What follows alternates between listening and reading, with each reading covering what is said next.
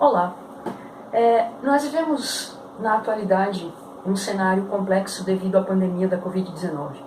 E especificamente no Brasil, esse cenário parece ficar mais complexo ainda, talvez em virtude da conjuntura política do tempo em que nós vivemos, no qual cada vez mais exacerbam-se processos de mentalidade que são característicos da Idade Média. E olha que, na minha opinião, talvez dizer que esse tempo parece com a Idade Média chega a ser uma ofensa à própria Idade Média. Por que eu estou falando isso? No período medieval, nós tínhamos que entender as questões que relacionavam a falta do conhecimento em relação à ciência propriamente dita, né?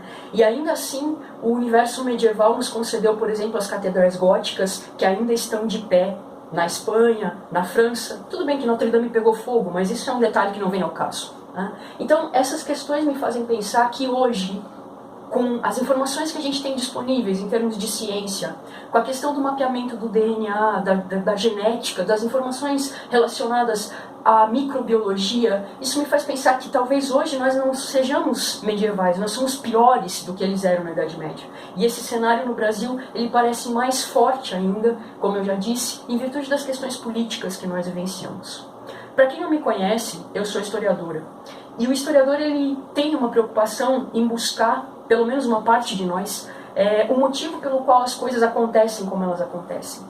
E quando eu comecei a perceber essas questões negacionistas em relação ao processo da doença no Brasil, principalmente em relação à questão da Covid-19, né, habemos cloroquina, tem gente até com cartaz passando vergonha na rua por causa disso, eu fiquei pensando, mas de onde nasce esse processo?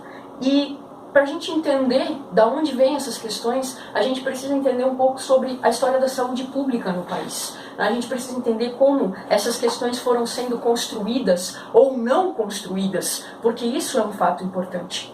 Se nós procurarmos historicamente, nós vamos ver que o Brasil, a partir da Carta do Pero Vaz de Caminha, ele é representado como um universo paradisíaco, né? A Carta de Pero Vaz, ela fala isso, né? E nesta terra se plantando tudo dá.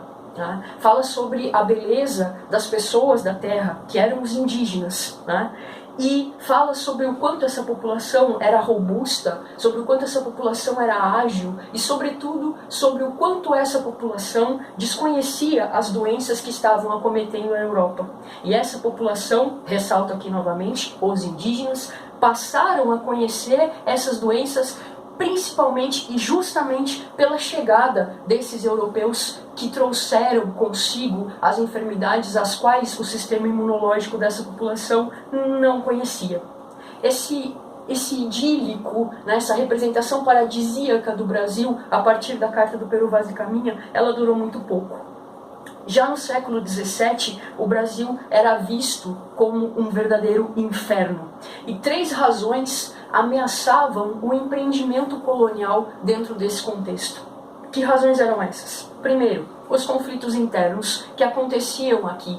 A gente precisa considerar que esse país, ele passou também a ser alvo dos desejos exploratórios de outros impérios para além de Portugal. Então nós poderíamos citar aqui o caso da França, poderíamos citar aqui as incursões holandesas, enfim, poderíamos citar uma série de fatores que promoviam, né, problemas no país. Também a gente precisa tirar da cabeça a ideia de que o indígena não lutou pela sua terra, porque ele lutou sim. Aliás, historicamente no Brasil isso é uma questão interessante, né? Qual é o tipo ideal do indígena que nós temos constituído? Aquele que fica calado e silencioso e que compactua com o português. Isso não sou eu que estou dizendo, tem várias obras que falam sobre isso, né? Se quiser, na descrição do vídeo eu posso deixar algumas para você ler, leitor desavisado, antes de vir debater alguma questão mais complexa com a minha pessoa. Tá?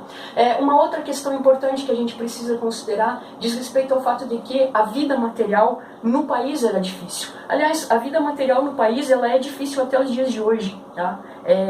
48% da população brasileira não tem acesso a saneamento básico. Então é muito fácil você dizer para uma pessoa, lave as mãos. O problema é perguntar se ela tem água para isso. 48% da população brasileira hoje não tem acesso à rede de esgoto. E eu não estou falando do Brasil do século XVII, eu estou falando do Brasil do século XXI. E a gente também tem que levar em consideração as várias doenças que afetam esse cenário. Tá? Se a gente for pensar todas essas situações, né, elas traziam uma série de dificuldades para a população que habitava o Brasil colônia. Tá?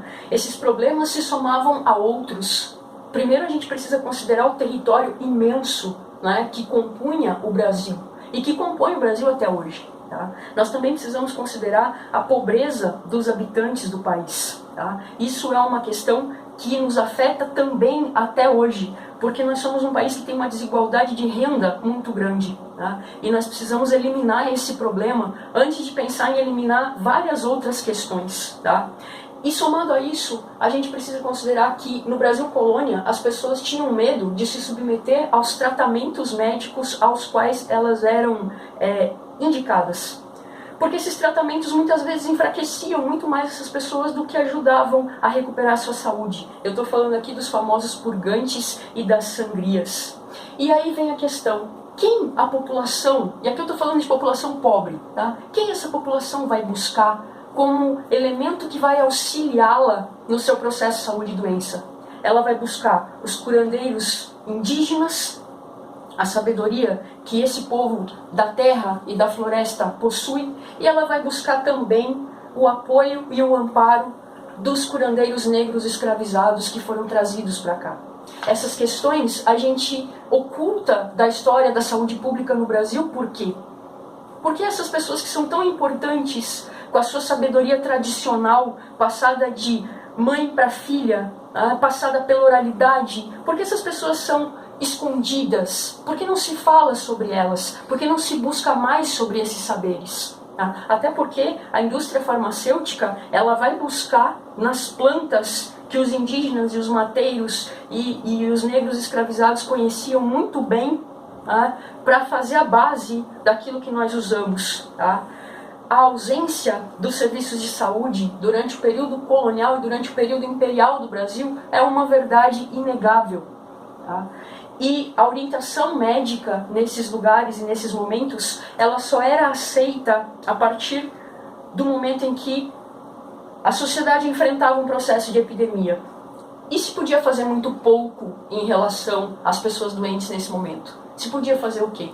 Se podia isolá-los. Qualquer semelhança com o isolamento promovido pela Covid-19 não é mera coincidência.